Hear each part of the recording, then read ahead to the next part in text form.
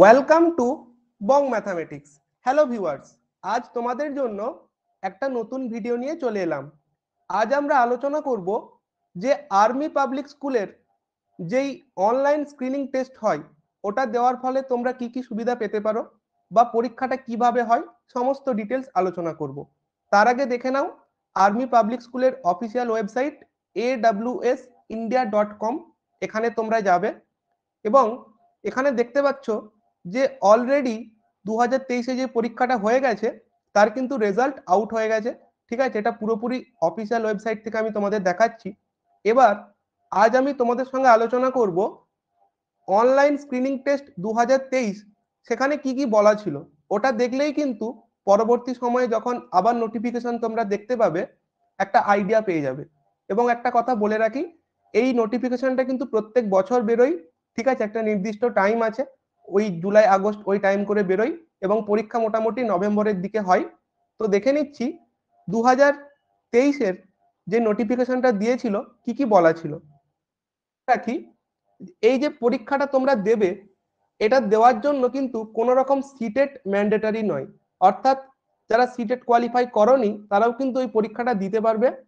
পরীক্ষাটা অনলাইনে হয়, প্রত্যেক বছর হয়। ঠিক আছে, এবং এটা কিন্তু কেবল একটা এলিজিবিলিটি টেস্ট, যেমন সিটেট একটা এলিজিবিলিটি টেস্ট, এটাও একটা এলিজিবিলিটি টেস্ট। এটা কোথায় কাজে লাগে? অল ইন্ডিয়াতে যত সমস্ত আর্মি পাবলিক স্কুল বা এপিএস রয়েছে ওখানে যখন ভ্যাকেন্সি বেরোয় ইন্টারভিউ দেওয়ার জন্য, এটা যদি ক্লিয়ার করে থাকো তুমি কিন্তু অ্যাপ্লাই করতে পারবে, বা ওখানে টিচার হওয়ার জন্য এটা একটা যোগ্যতা নির্ণায়ক পরীক্ষা। ঠিক আছে, এবং সিটেটে যেমন তোমার টিচার ট্রেনিং কোর্সে যদি এনরোল করে থাকো বা অ্যাপিয়ার করে থাকো তাহলেও দেওয়া যায়।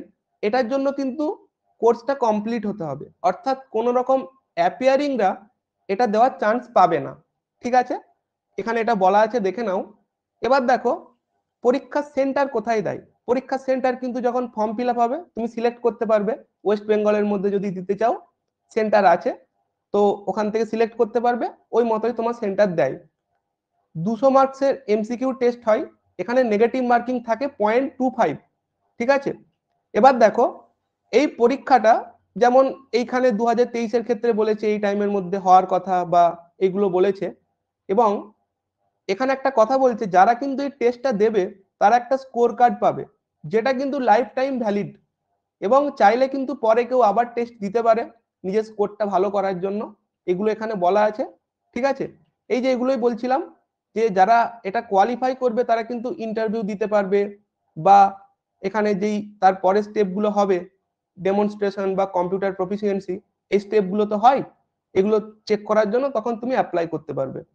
এবার লিস্ট অফ সাবজেক্ট, বিভিন্ন ধরনের সাবজেক্ট এখানে আছে। এবার দেখো যারা পিজিটির জন্য টেস্ট দিতে চাইছো তাদের বিএড থাকতে হবে, গ্রাজুয়েশন থেকে যারা করতে চাইছো বা টিজিটির থেকে তাদের বিএড থাকতে হবে। ঠিক আছে, এবং পিআরটির জন্য যেহেতু 2023-এ তখন নোটিফিকেশনটা বেরিয়েছিল যে বিএডরাও এলিজিবল, কিন্তু পরবর্তীতে আর দেখতে পাবে না, কারণ বিএডরা এখন থেকে আর প্রাইমারি দিতে পারবে না। কাজেই যারা কেবল বিএড করে রেখেছো এবং মাস্টার ডিগ্রিও করে রেখেছো তারা এই পিজিটি টিজিটি দুটোই দিতে পারবে। ঠিক আছে, এবার দেখো এখানে যেটা বলছিলাম, সিটেট বা টেট কিন্তু এখানে ম্যান্ডেটারি নয় এই পরীক্ষাটা বসার জন্য। কিন্তু যারা ধরো টিজিটি বা এই পিআরটিতে যেমন সিটেট লাগে, টিজিটির জন্য সিটেট পেপার 2, পিআরটির জন্য সিটেট পেপার 1, তখন কিন্তু চাকরি পাওয়ার আগে এটা কোয়ালিফাই করে নিতে হবে। কিন্তু এই পরীক্ষাটা দেওয়ার জন্য, অনলাইন স্ক্রিনিং টেস্ট দেওয়ার জন্য কোনো রকম সিটেট লাগে না। ঠিক আছে, এবার দেখো এজের কথা এখানে বলা আছে, এটা তোমরা দেখে নিতে পারবে। আমি পরীক্ষার প্যাটার্নটা আলোচনা করে দেব। এই যে দেখো 200 নম্বরের পরীক্ষা হয়, এমসিকিউ ফরম্যাটে পরীক্ষা হবে, অনলাইনে পরীক্ষাটা হবে। ঠিক আছে, দেখতে পাচ্ছ এটা, এবং 0.25 নেগেটিভ মার্কিং থাকছে এখানে। ঠিক আছে, ফাইনাল স্কোর কার্ড কিন্তু তোমরা পেয়ে যাবে পরীক্ষা হওয়ার 21 দিন পর, তখন তোমরা ডাউনলোড করতে পারবে। এবং বলছে এটা কিন্তু রেজাল্ট বেরোনোর পর যখন থেকে স্কোর কার্ডটা থাকবে 30 দিন অবধি ডাউনলোড করতে পারবে। তার মধ্যে যদি কেউ না করে তাহলে কিন্তু তাকে অতিরিক্ত 100 টাকা দিয়ে এই স্কোর কার্ডটা মানে তখন কালেক্ট করতে হবে। কাজেই যারা কোয়ালিফাই করবে তারা কিন্তু সঙ্গে সঙ্গে ডাউনলোড করে নেবে। ঠিক আছে, বাকি এখানে দেখো আর কি বলা আছে। তুমি যদি এলিজিবল হও তুমি কিন্তু মোর দ্যান 1 পোস্টে পরীক্ষা দিতে পারো, সেই ক্ষেত্রে তোমায় প্রত্যেকটা পোস্টের জন্য ফিস দিতে হবে। পরীক্ষার ফিস মোটামুটি 140 থেকে 180 এই রেঞ্জের মধ্যেই থাকে, ঠিক আছে।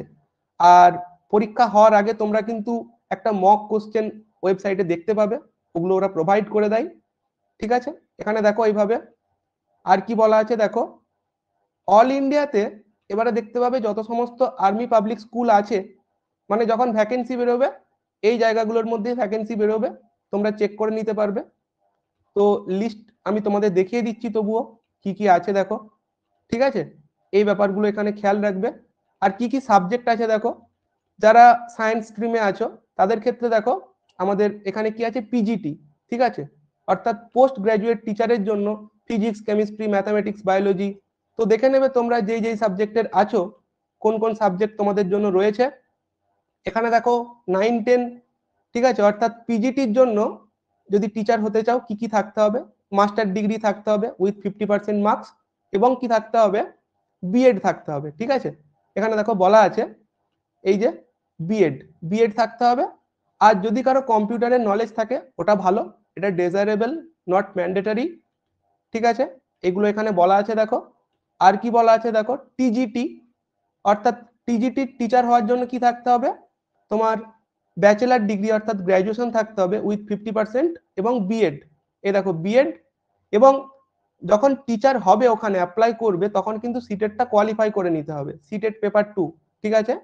আর বলছে কম্পিউটার অ্যাপ্লিকেশনে যদি নলেজ থাকে ভালো হয়, আর ইংলিশ মিডিয়ামে যদি ফ্লুয়েন্সি থাকে ভালো হয়, এগুলো নট ম্যান্ডেটারি, ঠিক আছে। এগুলো এখানে বলা আছে দেখো।